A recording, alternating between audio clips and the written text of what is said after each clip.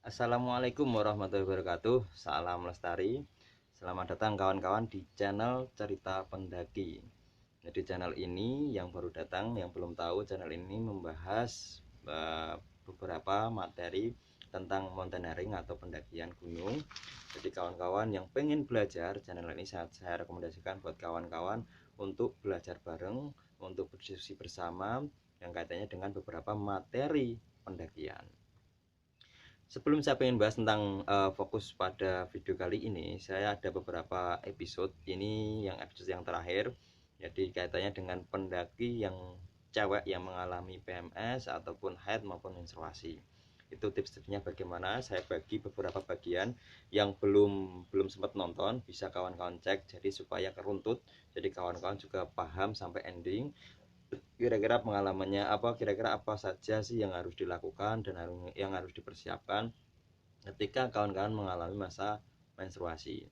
Jadi saya membagi menjadi bagian yang pertama tentang persiapannya bagaimana ketika mengalami masa haid, saat mendaki bagaimana, terus cara ganti pembalut, etika saat naik gunung ketika masa haid, terus juga baiknya ketika orang cewek, pendaki cewek ketika naik gunung itu naik pas pada waktu masa menstruasi itu naik atau tidak, atau mungkin ketika pas pada waktu hari itu saya ngalamin siklus, harusnya saya jadwalnya untuk head, tapi kira-kira baiknya saya naik gunung atau tidak, itu sudah saya bahas di beberapa video saya sebelumnya. Maka dari itu saya sarankan tonton dulu supaya ending pada bagian ini bisa kawan-kawan pahami, bisa kawan-kawan cermati, dan bisa sebagai pembelajaran buat kawan-kawan dan saya pribadi, dan juga buat adik-adik kita yang belum tahu. Jadi untuk video kali ini saya ingin membahas tentang mitos, hal-hal yang kaitannya dengan gaib ya, makhluk-makhluk gaib ketika kawan-kawan pada waktu menstruasi naik gunung. Itu kira-kira mitosnya bagaimana, apakah benar adanya ataupun memang cuma sekedar cerita yang nggak jelas atau mungkin hoak lah, istilahnya kalau zaman sekarang. Mendaki gunung buat pendaki pemula cewek yang mengalami masa haid itu ketika di gunung memang ada beberapa gunung yang melarang dan ada gunung yang membolehkan. Maka saran saya ketika kawan-kawan sebelum naik gunung coba tanyakan dulu, yang pertama mungkin pada senior atau mungkin yang kedua pada pihak base camp. Yang jelas saya rekomendasikan pada pihak base camp karena mau nggak mau orang yang lebih pengalaman, pendaki yang lebih pengalaman pun kadang kurang tahu dengan orang yang memang benar-benar yang pengelola pihak base camp. Jadi pihak base camp ini lebih, saya yakin lebih tahu, lebih detail kaitannya dengan tradisi atau mungkin hal-hal yang tidak diperbolehkan. Itu kawan-kawan bisa tanyakan dulu, pelajari dulu saat ketika kawan-kawan posisi registrasi maupun menggunakan media sosial di Instagram, di Facebook. Kawan-kawan coba chat pribadi, coba tanyakan kira-kira ada nggak mitos-mitos yang kaitannya semisal kawan-kawan naik gunung pada waktu masa haid itu ada bahaya nggak pada kawan-kawan. Itu gambaran dasarnya seperti itu. Jadi ketika memang dirasa tidak ada gambar, tidak ada apa, tidak ada kalau dari oh enggak masalah mas, yang penting jaga etika dan yang lainnya, itu kawan-kawan bisa melakukan. Cuma memang kawan-kawan harus garis bawah, ini pengetahuan saya sekedar sharing, ketika kawan-kawan naik gunung pada waktu haid maupun menstruasi ini memang resiko-resiko ketika makhluk gaib itu memang senang dengan bau itu, atau mungkin kadang ada jin yang setan dan yang tidak suka karena memang baunya menyengat, amis dan yang lainnya. Jadi usahakan memang benar-benar kawan-kawan prepare-nya ketika naik gunung, bawa parfum maupun bawa minyak kayu putih supaya ini buat kawan-kawan yang lain, pendaki lain juga nggak terlalu tercium bau yang nggak enak saat naik gunung. Dan kaitannya dengan makhluk gaib, mitosnya emang itu coba kawan-kawan apa ya, hindarinya gini. Kawan-kawan bisa coba, memang kalau seandainya naik gunung beberapa tempat yang kawan-kawan bisa identifikasi, oh tempat ini tuh banyak atau tidak, itu kawan-kawan bisa tahu. Misal mungkin oh di makam janganlah ya, kalau seandainya ganti pembalut dan yang lainnya.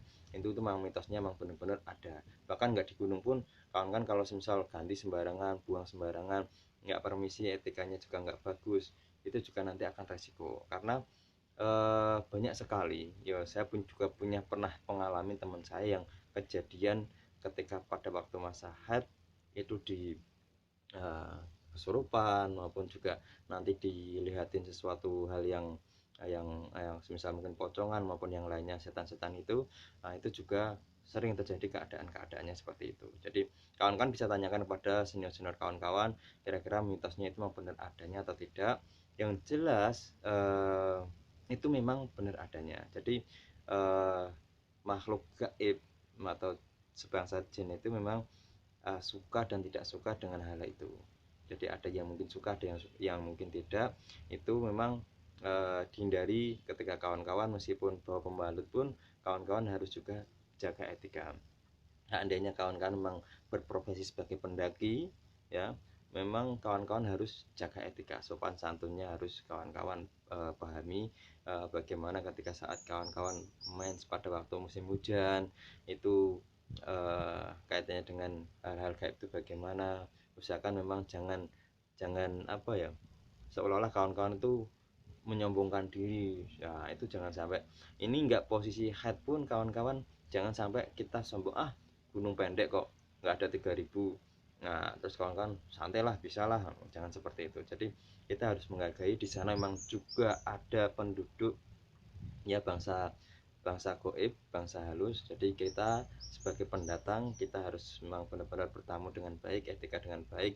Kita harus berpermisi, kita harus berdoa ya, supaya demi keselamatan kita bersama-sama. Yang jelas kawan-kawan usahakan yang sedang haid kaitannya dengan mitos itu memang benar-benar adanya, dan kawan-kawan seandainya memaksakan diri dan berani, kaitannya yang pernah saya bahas, kawan-kawan tanpa ada keluhan, saya kalau haid nggak apa-apa mas, fisik saya juga oke-oke saja, nggak masalah. Terus dari pihak basecamp tanya, gunung ini kira-kira diperbolehkan atau tidak diperbolehkan. Nah itu. Terus yang ketiga, kawan-kawan juga jaga etika dengan beberapa hal makhluk yang ada di sana. Kalau saya boleh ngomong, boleh cerita dengan teman-teman yang lain juga, usahakan kita jangan sampai mengganggu tempat mereka. Kita itu usahakan bisa berdampingan, bisa bareng-bareng dengan mereka. Kalau seandainya memang benar-benar ada kawan-kawan, taruhlah ini yang sedang head ya, ketika jalan tiba-tiba dilihatin mungkin bayangan putih, pocong dan yang lainnya, kawan-kawan harus bisa mungkin santai, enjoy, bilang permisi, maaf kalau seandainya mengganggu, mengakui kesalahan ya. Jangan sampai malah menantang, karena ya kita nggak tahu, nanti takutnya malah yang asli penduduk situ, yang bangsa KEP-nya itu malah marah, nanti juga beresiko. Jadi kawan-kawan yang memaksakan, jangan sampai etikanya tidak dijaga. Dan seandainya kawan-kawan eh, diketahui dilihatin kayak gitu ya, kawan-kawan minta maaf, jaga etikanya kayak gitu. Terus ada satu lagi, yang ini saya kemarin sempat sharing sama teman-teman saya, teman-teman Mapala. Itu ada, jadi manusia ada materi seperti ini.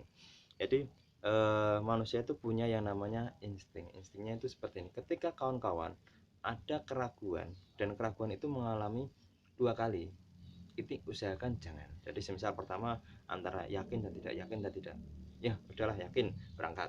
Tapi ketika kawan-kawan mengalami kondisi kok yakin tidak, yakin tidak, yang kedua kalinya, usahakan kawan-kawan jangan ya. Seperti ini nanti resiko ada di diri kawan-kawan. Misal seperti ketika kawan-kawan pengen pas pada atau naik gunung, naik motor, pengen nyalip bis maupun mobil, itu kan kadang kita yakin tidak, yakin tidak. Kalau seandainya tidak yakin, mendingan jangan nyalip. Tapi kalau seandainya yakin, nyalip nggak masalah. Yang penting kita tahu kondisi kita, fisik kita. Itu sama aja dengan ketika kawan-kawan naik gunung. Kalau kondisinya, fisiknya, pikirannya yakin tidak, yakin tidak. Jadi kadang di gunung gini, ini sesuai dengan pengalaman dari saya pribadi, kadang kita juga bisa nyampe puncak, kadang juga tidak. Kita melihat keadaan, kalau memang keadaan memaksakan dan kita punya feeling, karena mungkin ada teman-teman yang tadi yang head ya, kok kelihatannya kok ada suatu hal yang kelihatannya tidak diperbolehkan, kita naik ya. Kalau instingnya feelingnya seperti itu, mendingan jangan. Karena memang ya percaya nggak percaya, hal-hal kaitannya dengan head tadi tidak disukai oleh makhluk gaib. Jadi kalau seandainya memang benar-benar fine, enjoy, aman, dan ada orang partner yang kawan-kawan, memang ini orang yang semisal pawangnya tahu, nanti ketika ada apa-apa dia yang menolong, itu mungkin nggak masalah. Jadi lebih baik kalau saya pribadi sarankan jangan.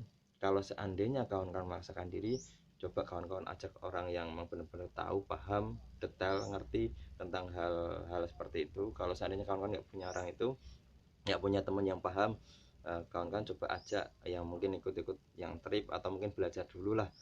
Berbagai cara kawan-kawan bisa lakukan supaya kawan-kawan ketika naik, kaitannya dengan mitos orang head naik gunung ini nanti diganggu setan atau tidak, itu coba tanyakan lebih detail. Yang jelas kalau saya pribadi, saya mengatakan itu benar adanya dan itu nggak bisa dipungkiri. Jadi kalau seandainya kawan-kawan memaksakan diri, jaga etika, dan seandainya dilihatin pun kawan-kawan juga bilang minta maaf, jaga etikanya lah, nggak usah panik. Prinsip STOP kawan-kawan jaga, sitting, thinking, observasi, planning, itu kawan-kawan terapkan sebisa mungkin. Kawan-kawan juga dimusyawarkan pada teman-teman baiknya bagaimana supaya kawan-kawan selamat sampai ketika kembali di rumah. Mungkin itu apa yang saya sampaikan, semoga bisa bermanfaat buat kawan-kawan. Yang jelas saya juga masih minim pengalaman, minim pengetahuan. Kawan-kawan yang nonton video ini yang mungkin lebih berpengalaman, silahkan bisa share video ini ataupun mungkin kasih catatan komentar supaya saya tetap bisa belajar lagi dan ini bisa bermanfaat buat kawan-kawan yang lain. Itu dari saya, semoga bermanfaat. Assalamualaikum warahmatullahi wabarakatuh. Salam lestari.